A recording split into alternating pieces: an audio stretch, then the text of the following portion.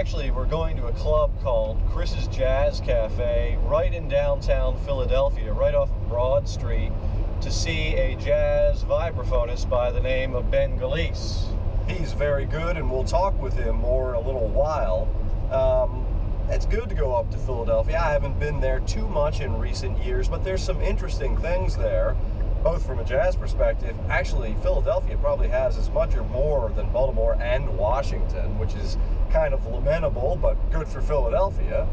And it's interesting because it's a city that's not far at all up the road from Washington, D.C. and Baltimore, but it does have a distinct and different character. Jen and I both have a little bit of family background in Philadelphia, so we've been there a bit. But it's interesting within the space of, I don't know, about 80, 85, 90 miles, how different things can be. Here we are in the 2017 Hyundai Elantra, trucking up to Philadelphia. The car, briefly, it's actually nicer than I expected. It's a high spec, as I said already. This is $27,700 as it sits, but I have to say, it has a very comfortable ride. The seats are comfortable. The power, it's got 147 horsepower. It's a 2-liter 4-cylinder, 147 horsepower, 132 pound-feet of torque. I would guesstimate, I don't know, I think it's probably around 3,400 pounds. It's a 6-speed transmission. It's not quick at all. No. So if you're... But the power delivery is smooth, at least. Yeah, the power delivery is smooth, although we already did notice one really hard downshift. Right, because it's limited on power and the car has some weight. If you need to get going any more than you are at speed, it has to downshift. So if you depress the throttle even a little bit, you get a kick down. It's not a quick kick down, but you get it. But for commuting and the way these are going to be used, I guess you could say the Elantra is a sort of jack-of-all-trades sedan, and that in and of itself is a good thing.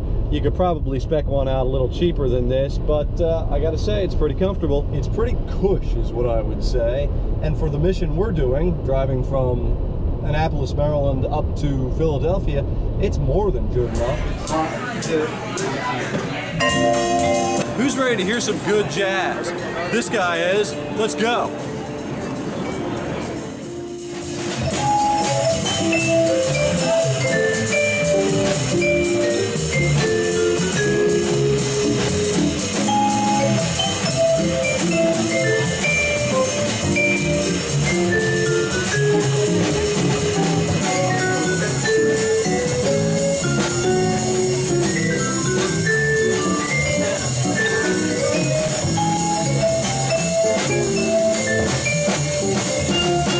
Hey, Twin Cam finds itself this evening in downtown Philadelphia. I'm Eric Tegler, and joining me here at Chris's Jazz Café is vibraphonist Behn Gillece. Hey, Ben. Hello. Good to have you with us. Yeah. Ben's got a new album out on the Posi-Tone label called Dare to Be, and this is kind of the Philadelphia, I guess, release party for the album. Yep. Tell the listeners who are the other musicians with you on this album and in this group. Okay. Well, I'm happy to have the band that's on the album here at the gig, which isn't always the easiest thing to And it's line great, up. because if you listen to the album, you're going to envy us, because it's great to sit here and we're going to hear this live. But I have Nate Bradley on the guitar, I have Organa Kegel on bass, and Jason Tiemann on drums, all musicians that I've worked with for a while now, and I've had a lot of opportunities to perform this music and record it, and I'm really excited to be here in the city of brotherly love tonight, doing this music. Heck yeah. One of the nice things is, you're a younger cat. A lot of folks our age really don't get jazz, but it doesn't have to be that complicated. It can be a very accessible music. I don't know if that was something you gave thought to when you were doing this album, and a lot of the tunes on the album are written by Ben. They're deep, intellectual, wonderful compositions, but they also swing, they also got soul, they grab you. Was that something you thought about when you were writing them? Well, yeah, I mean, it's definitely something I think about with writing in general. You know, whenever I come up with a composition, I'm always thinking about the melody, thinking, is this something that is I like it to be challenging. I like the musicians that I play with to be challenged by the composition, but it's very important to me that the listener is engaged as well, and I don't want to lose my audience. I mean, I feel like with certain certain styles of jazz, the audience can be very, very lost if they're not a bunch of musicians. Well, the thing is, what happens a lot, and it's been happening for a long time now, is sometimes musicians are so tempted to play for other musicians that they kind of forget about the audience. Right. That's a problem, quite honestly. Yeah, no, I agree. And yeah, so it is something I think about as I write tunes. I try to think about the melody, and hopefully whatever I come up with in terms of the melody is catchy and singable. Musical. Well, yeah, musical. It's you've got to have a hook. You've got to have something to grab people's heartstrings, for lack of a better way to put it. Yeah. Now, we're in Philadelphia tonight. You're from the Pennsylvania area, if I remember correctly? No, I'm actually from New Jersey. From New Jersey, okay. Got it. And this is one of a number of different release gigs you're doing. Some of the others yet to come? Yeah.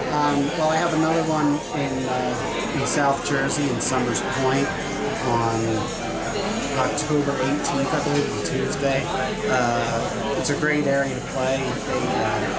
It used to be called the Summers Point Jazz Society, but it's South Jersey Jazz Society down there now, and they host wonderful jazz events, and so they're helping me promote this event at Clancy's on October 18th, Tuesday. So that's another release for us, and we're doing our usual Smalls hit next Smalls in New York, for those of you who aren't aware, it's a club in New York. Usually there once a month, but I guess this would be the official release, because we haven't done anything at Smalls since the official release of the album. I mean, when you're working on an album and you're writing, you'll often try stuff out on gigs, you know, and so Smalls is one of the places you've done that, obviously. Right, exactly. I mean, that's just a place for us to really experiment with new material, and that was kind of one of our main places, getting this stuff together. And I'm always interested in that. Obviously, you're experimenting and you're, going through the machinations of what you've written with the other guys. But are you paying attention to how the audience is receiving it as well? Oh, absolutely.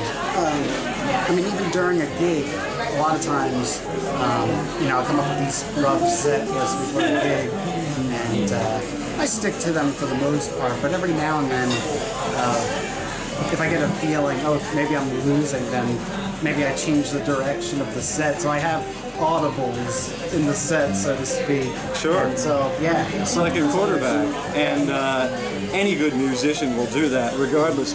We're losing the light. Ben's probably only about 10, 12 minutes away from the hit, so we're going to wrap it up for right now. I highly advise you to check out his album. It's called Dare to Be. It's on the Posi-Tone label, and it swings. Ben, thanks for taking the time to be with us. Exactly. Cheers.